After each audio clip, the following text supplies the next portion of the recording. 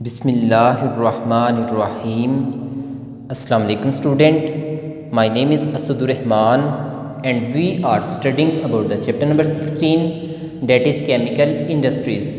हमने कहा था कि इस चैप्टर के अंदर हमने किस चीज़ को स्टडी करना है, तो आपने इस चैप्टर के अंदर मुख्तलिफ़ किस्म की इंडस्ट्रीज़ को स्टडी करना है और इन इंडस्ट्रीज़ के अंदर जो हम मुख्तलिफ़ किस्म के केमिकल तैयार करते हैं तो कैसे करते हैं और कौन कौन से केमिकल तैयार करते हैं, हमने इस चीज़ को इस चैप्टर के अंदर क्या करना है, स्टडी करना है।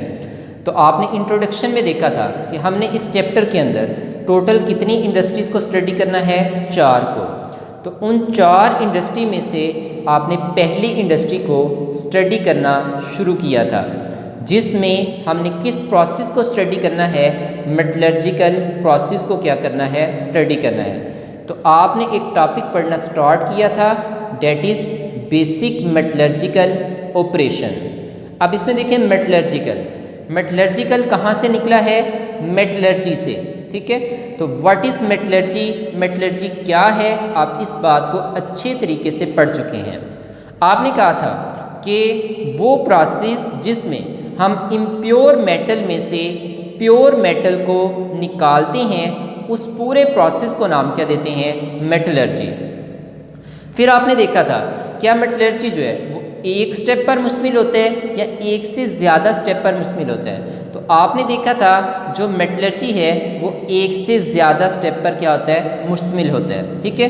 तो आपने उन स्टेप को 1 बाय 1 करके स्टडी करना शुरू किया था।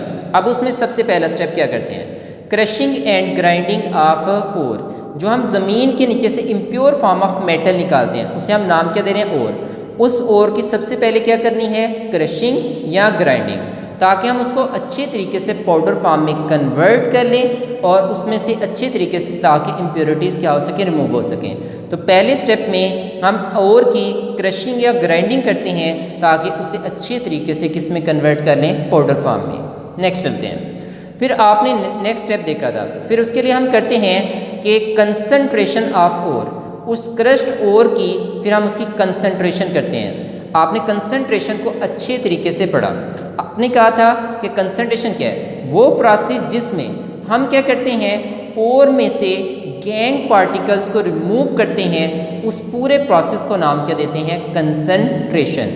अब मुख्तलिफ मेटल की ओर के लिए हम मुख्तलिफ मेथड का इस्तेमाल करके हम उसकी कंसंट्रेशन कर सकते हैं, ठीक है।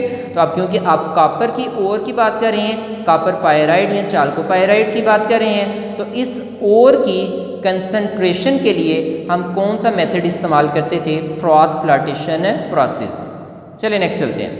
जब आपने इस मेथड के ज़रिए से इससे गैंग पार्टिकल को रिमूव कर लिया, तो ये जो प्योरीफाइड ओर है जिसे हम नाम क्या दे रहे हैं, कंसंट्रेटेड ओर।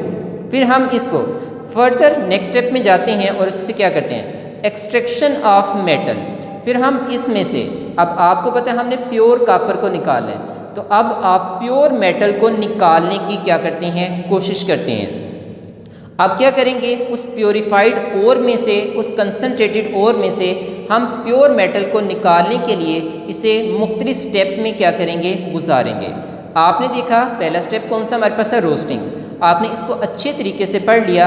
आपने देखा था कि रोस्टिंग के दौरान सल्फ़र की कुछ इम्प्योरिटीज़ क्या होती हैं, रिमूव होती हैं। फिर आपने नेक्स्ट स्टेप देखा रोस्टिंग के बाद, फिर आपने किस स्टेप को स्टडी किया, स्मेल्टिंग को। स्मेल्टिंग के दौरान आपने फर्दर इम्प्योरिटीज़ को रिमूव किया, सल्फ़र की भी और आयरन की भी, ठीक है। तो आपने रिमूव करने के बाद आपने देखा था आपके पास कितने परसेंट प्योर कॉपर हासिल हुई है, 45%। अभी भी 55% इम्प्योरिटीज़ हैं। अब उन इम्प्योरिटीज़ को रिमूव करने के लिए आज हम नेक्स्ट स्टेप की तरफ आते हैं, डेट इज़ बेसिमराइजेशन। अब व्हाट इज़ बेसिमराइजेशन, बेसिमराइजेशन क्या है और इसकी मदद से हम कॉपर की इस ओर में से इम्प्योरिटीज़ को कैसे रिमूव कर सकते हैं और प्योर कॉपर को हम कैसे निकाल सकते हैं, अब इस बात को क्या करेंगे, स्टडी करेंगे। तो चलें स्टार्ट करते हैं। देखें जब हम स्मेल्टिंग में थे तो हमारे पास कितने परसेंट प्योर कॉपर थी, 45%। अभी भी उसमें 55% इम्प्योरिटीज़ थी। जब आप इसको किस में डालेंगे, बेसिमराइजेशन में, तो बेसिमराइजेशन में प्रोसेस से गुजरने के बाद उसमें फर्दर इम्प्योरिटीज़ रिमूव होंगी और रिमूव होने के बाद आपकी कॉपर कितने % प्योर हो जाएगी? 98% क्या हो जाएगी? प्योर हो जाएगी। अब हम देखते हैं कि इसमें इम्प्योरिटीज़ को कैसे रिमूव करेंगे और आपकी कॉपर को कैसे प्योर बनाएंगे।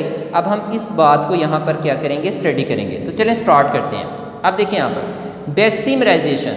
अब इस प्रोसेस को करने के लिए सबसे पहले हमें किन किन चीज़ों की ज़रूरत होगी? तो पहला पॉइंट मटीरियल रिक्वायर्ड।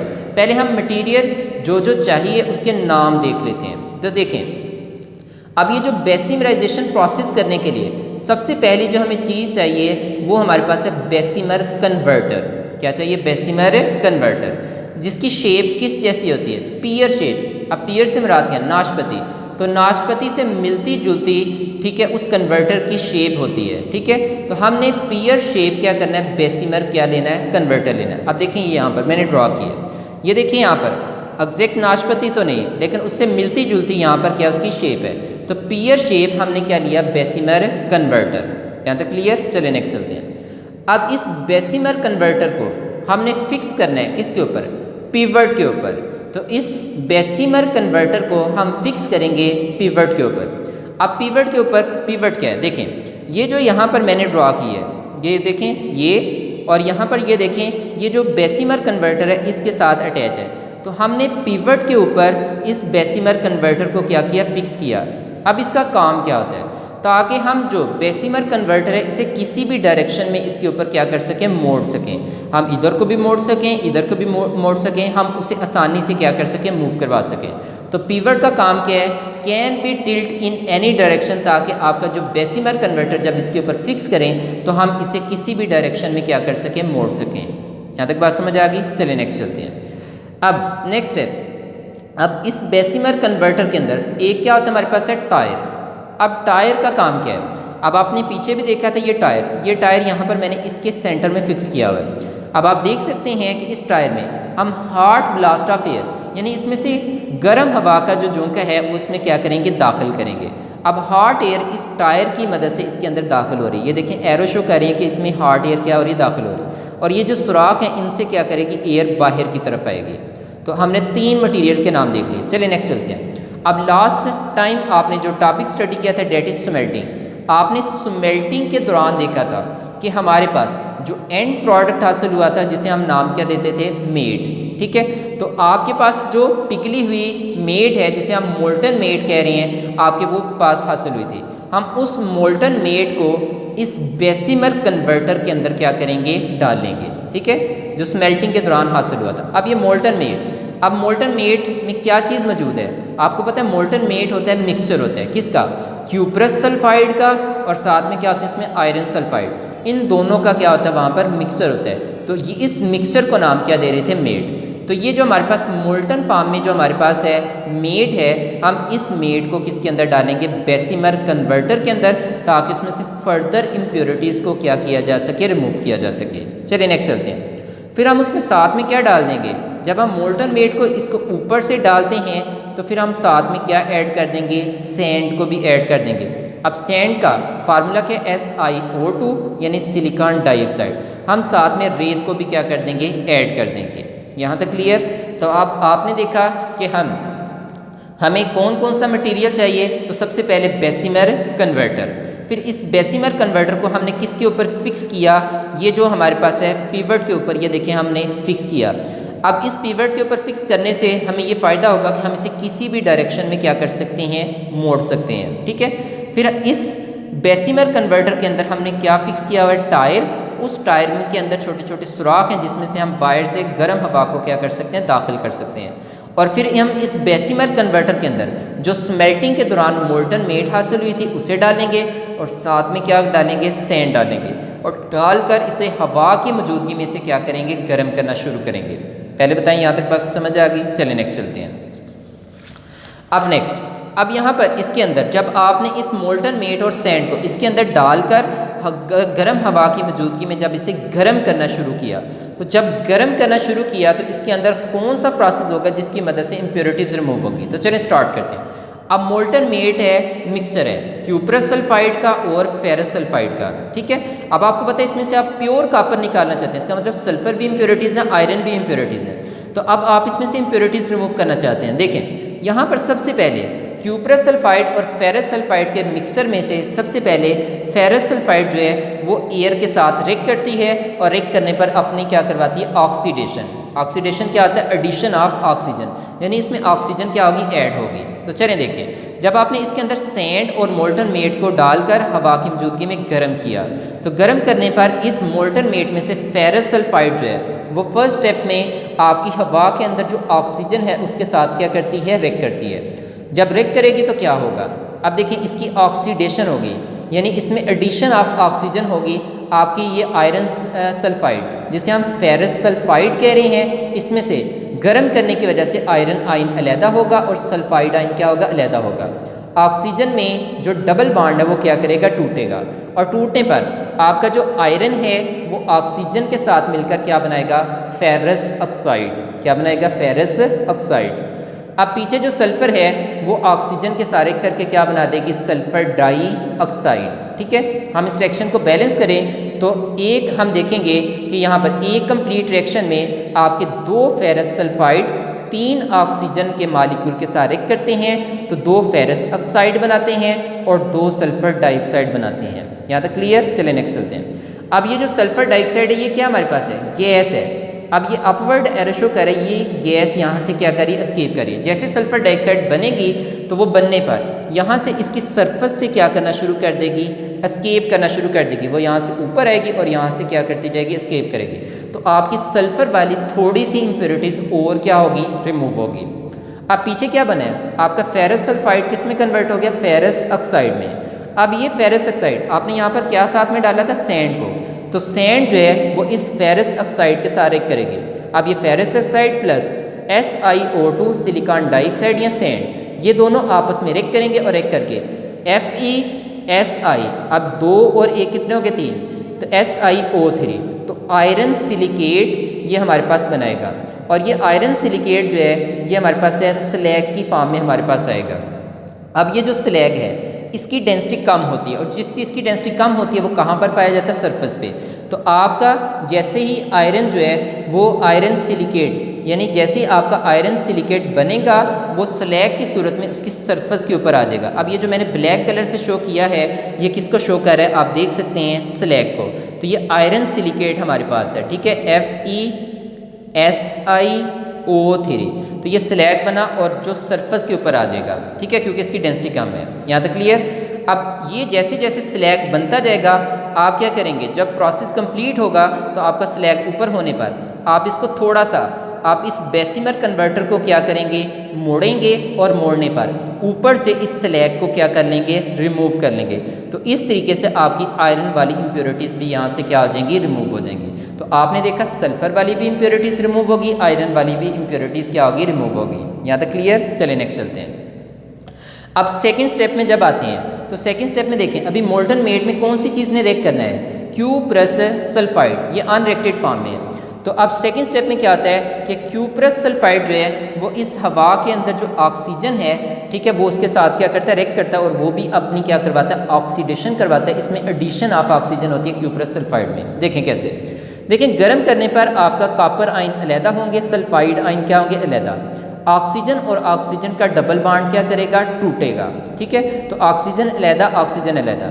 अब ये जो कॉपर है ये ऑक्सीजन के सारे करके बनाती है क्यूप्रस ऑक्साइड।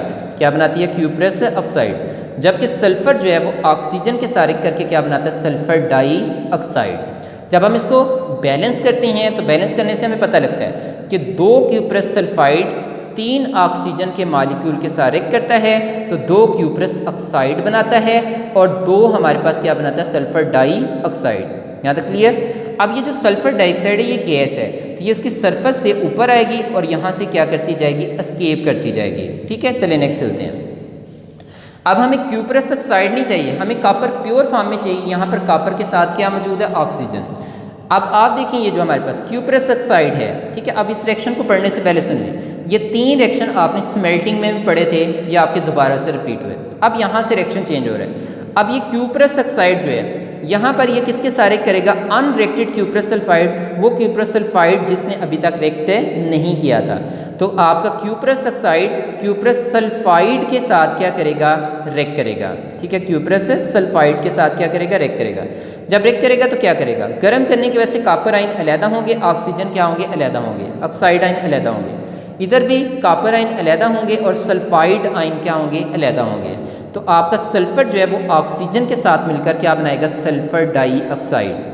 जबकि आपके जो कॉपर हैं वो इलेक्ट्रॉन को गेन करके वो क्या हो जाएंगे, यहाँ पर न्यूट्रल हो जाएंगे। ठीक है, तो आप जब बैलेंस करेंगे तो आपको पता लगेगा कि 2 क्यूप्रस ऑक्साइड एक क्यूप्रस सल्फाइड के साथ रिएक्ट करता है और रिएक्ट करने पर हमारे पास है 6 कॉपर बनेंगे और साथ में हमारे पास सल्फर डाइऑक्साइड यहाँ से रिलीज़ होगी। अब सल्फर डाइऑक्साइड जो गैस है, गैस होने की वजह से वो यहाँ से आस्ता आस्ता क्या करती जाएगी, सरफेस से क्या करेगी, एस्केप करेगी। तो आपने देखा कि आपकी फर्दर जो सल्फर वाली इम्प्योरिटीज़ रिमूव हुई और आपका जो कॉपर है वो किस फॉर्म में आ गया, प्योर फॉर्म में। तो अब आपने देखा कि हमारे पास हमने मेटलर्जी के दौरान हमने क्या किया, जो एक्सट्रैक्शन ऑफ मेटल है, एक्सट्रैक्शन ऑफ मेटल में हमने क्या किया कि इम्प्योर फॉर्म ऑफ मेटल में से हमने मेटल को काफ़ी हद तक प्योर कर लिया, उसमें से इम्प्योरिटीज़ को रिमूव करके। अब आपने देखा कि आपके पास प्योर कॉपर क्या होगी, हमारे पास हासिल होगी। यहाँ तक क्लियर। अब आपके पास ये जो रेड कलर से शो किया है, अब कॉपर की डेंसिटी ज़्यादा होने की वजह से ये क्या पर होगी, नीचे होगी। तो आपने देखा कि स्लैग ऊपर थी और कॉपर कहाँ पर बनी, नीचे। अब क्या करेंगे, हम इस पिवट के ऊपर हम इस बेसिमर कन्वर्टर को थोड़ा सा मोड़ेंगे। जब थोड़ा सा मोड़ेंगे तो ऊपर वाली लेयर जो है वो स्लैग क्या हो जाएगी, रिमूव हो जाएगी। जब ये रिमूव हो जाएगी फिर हम इसे सीधा कर लेंगे, नीचे क्या रहेगी, मेटालिक कॉपर। फिर हम यहाँ पर एक सैंड मोल्ड लेंगे, रेत का सांचा लेंगे। ठीक है, उसके अंदर हम क्या करेंगे, उसे रखकर हम इस बेसिमर कन्वर्टर को मोड़ेंगे और इसमें से जो मेटालिक कॉपर है वो इस सैंड मोल्ड के अंदर क्या कर देंगे, डाल देंगे। अब ये जो मोल्टन कॉपर है ये अभी लिक्विड फॉर्म में है। ठीक है, आप इसे ठंडा होने के लिए छोड़ दें। जब आप इसे ठंडा होने के लिए छोड़ते हैं इस सैंड मोल्ड के अंदर, तो आप देखेंगे जैसे जैसे ये ठंडा हो रहा है, अब आपको पता है कि इसमें क्या कौन सी गैसेस बनेगी, सल्फर डाइऑक्साइड। अभी बहुत सी सल्फर डाइऑक्साइड इस मेटालिक कॉपर के अंदर मौजूद थी। ठीक है, अब क्या है कि जैसे जैसे ठंडी होगी तो उस वक्त ठंडा होने के दौरान ये जो सल्फ़र है वो इसके यहाँ से एस्केप करने की क्या करेगी, कोशिश करेगी। जब एस्केप करने की कोशिश करेगी तो वो इस कॉपर के ऊपर जहाँ से एस्केप करेगी वहाँ पर छोटे छोटे क्या पैदा कर देगी, उबार पैदा कर देगी। ठीक है, तो अब यहाँ पर जब ये उबार पैदा कर देगी तो उस वजह से जब ये ठंडी होकर सॉलिड फॉर्म में आएगी तो इसके ऊपर आपको छोटे छोटे उबार नज़र आएंगे। तो इस वजह से फिर हम इस कॉपर को नाम क्या देते हैं, ब्लिस्टर कॉपर। क्या नाम देते हैं इसे, ब्लिस्टर कॉपर। ये आपका बोर्ड का शॉर्ट क्वेश्चन है, what is blister copper, blister copper क्या है। तो आपने देखा जब हम मेटालिक कॉपर को बेसिमर कन्वर्टर से किस में डालते हैं, सैंड मोल्ड में, और सैंड मोल्ड में डालने पर उसे ठंडा होने के लिए कुछ देर के लिए छोड़ें तो उसमें जो sulphur dioxide gas dissolve form में थी वो यहाँ से एस्केप करेगी। जब एस्केप करेगी तो उसकी सरफेस के ऊपर छोटे छोटे क्या बनाती जाएगी, उबार बनाती जाएगी, और वो ठंडा होने पर सॉलिड फॉर्म में जा रहा है। तो जब वो सॉलिड फॉर्म में आएगी तो उस वक्त तक उसकी सरफेस के ऊपर छोटे छोटे क्या बन जाएंगे, उबार बन जाएंगे। जब उबार बन जाएंगे तो इस वजह से इस कॉपर का नाम क्या रखा, ब्लिस्टर कॉपर। अब ब्लिस्टर क्या है, आपने अक्सर देखा होगा फोड़े, आपके जिस्म के ऊपर आप देखते हैं जो फिंसियाँ या फोड़े बनते हैं, आप देखते हैं कि वो छोटे छोटे उबार बनना शुरू हो जाते हैं। ठीक है, अब वहाँ पर जैसे उबार बनते हैं इसी तरह इस कॉपर की सरफेस के ऊपर छोटे छोटे उबार हैं। इस वजह से इस कॉपर का नाम क्या रखते हैं हमने, ब्लिस्टर कॉपर। तो बेसिमराइजेशन के नतीजे में हमारे पास जो कॉपर हासिल होती है उसे नाम क्या देते हैं, ब्लिस्टर कॉपर। अब बोर्ड में शॉर्ट क्वेश्चन आता है कि what is blister copper, blister copper क्या है। तो जब हम when molten copper is shifted from the converted to the sand mould, जब हम पिघली हुई कॉपर को इस कन्वर्टर से किस में डालते हैं, सैंड मोल्ड के अंदर डालते हैं। ठीक है, जब डाल दिया, डालने पर आपने उसको क्या किया, थोड़ी देर के लिए उसे ठंडा होने के लिए क्या कर दिया, छोड़ दिया। तो द डिज़ॉल्व गैसेज एस्केप, कौन सी गैस इसके अंदर मौजूद होगी, सल्फर डाइऑक्साइड गैस। ये सल्फर डाइऑक्साइड गैस जो है इसकी सरफेस के क्या करेगी, एस्केप करेगी उस लिक्विड कॉपर से। ठीक है, और आस्ता आस्ता कॉपर जैसे जैसे ठंडी होगी तो ठंडा होने पर वो लिक्विड से किस में कन्वर्ट होती जाएगी, सॉलिड में। तो डिजॉल्व गैसेज एस्केप, जब एस्केप करेगी तो एस्केप करने पर वहाँ पर सरफेस के ऊपर छोटे छोटे उबार बनते जाएंगे और आपका कापर जो है वो लिक्विड से किस में कन्वर्ट होता जाएगा, सॉलिड में, क्योंकि ठंडा हो रहा है। तो वहाँ पर फॉर्मिंग ब्लिस्टर उसकी सरफेस के ऊपर छोटे छोटे उबार बना देगा। ठीक है, जैसे आपके जिस्म के ऊपर फिंसियाँ फोड़े निकलते हैं, उसके ऊपर छोटे छोटे उबार बन जाते हैं। On the surface of solid copper, जब आपकी कापर सॉलिड फॉर्म में जाती है तो उसके सरफेस के ऊपर छोटे छोटे उबार नजर आते हैं, तो इस वजह से इसका नाम क्या रख दिया, ब्लिस्टर कापर। यहाँ तक क्लियर हो गया। तो व्हाट इज़ ब्लिस्टर कापर, ये ब्लिस्टर कापर का क्या हो गया, आंसर हो गया कि ब्लिस्टर कापर क्या है। चलिए नेक्स्ट चलते हैं। अब ये जो ब्लिस्टर कापर है ये कितने % प्योर होगी, हमने जो ली थी मोल्टन मेड वो कितने % प्योर थी, 45% प्योर थी। ठीक है, अब हमने जब इस प्रोसेस में से गुजारा तो आपने देखा बहुत सी इम्प्योरिटीज़ रिमूव हुई, तो अब आपकी कापर कितने % प्योर हो गई है, 45 से 98% प्योर हो गई है। यानी इसका मतलब काफ़ी हद तक इम्प्योरिटीज़ को रिमूव किया और रिमूव करने के बाद आपकी कापर काफ़ी हद तक क्या हो चुकी है, प्योर हो चुकी है। यहाँ तक क्लियर। नेक्स्ट चलते हैं। अब इसमें कितने % इम्प्योरिटीज़ रह गई हैं, 2%। अब उस 2% इम्प्योरिटीज़ को रिमूव करने के लिए हम फर्दर स्टेप करेंगे। ठीक है, that is electrolytic refining of copper. हम उस मेथड की मदद से हम क्या करेंगे, हम उसमें से फर्दर इन 2% इम्प्योरिटीज़ को भी रिमूव करने की क्या करेंगे, कोशिश करेंगे। यहाँ तक क्लियर। अब आप अपनी बुक से देख लें, अब आप देख लें तो ये देखें यहाँ पर उसने ये पहले में वही है कि आप यहाँ पर क्या लेंगे, एक बेसिमर कन्वर्टर लेंगे, उसे पाइवट के ऊपर फिक्स करेंगे ताकि हम उसे किसी भी डायरेक्शन में मोड़ सकें। पहले ये है, फिर उसके बाद फेरस सल्फाइड को का रिएक्शन एक्सप्लेन किया गया है, फिर क्यूप्रस सल्फाइड का रिएक्शन एक्सप्लेन किया गया है, ये डायग्राम। और उसके अलावा यहाँ से आपका है व्हाट इज़ ब्लिस्टर कापर, तो द मोल्टन से लेकर ब्लिस्टर कापर तक इसे क्या कर लें, टिक लगा लें। ठीक है, तो व्हाट इज़ ब्लिस्टर कापर, आगे साथ में ये भी लिखेंगे it is about 98% pure copper, ये भी साथ में लिखेंगे। तो यहाँ तक आपका आंसर होगा कि what is blister copper. It is further refined by electrolysis, हम इसे इलेक्ट्रोलाइसिस की मदद से हम इसकी फर्दर रिफाइनिंग करेंगे, उस इम्प्योर कापर को प्योर में कन्वर्ट करेंगे, यानी 2% जो इम्प्योरिटीज़ हैं उसको भी क्या करेंगे, रिमूव करेंगे। ठीक है, आप इसको अच्छे तरीके से रीड करें। ठीक है, अगर किसी चीज़ की नहीं समझ आए तो आप पूछ लें।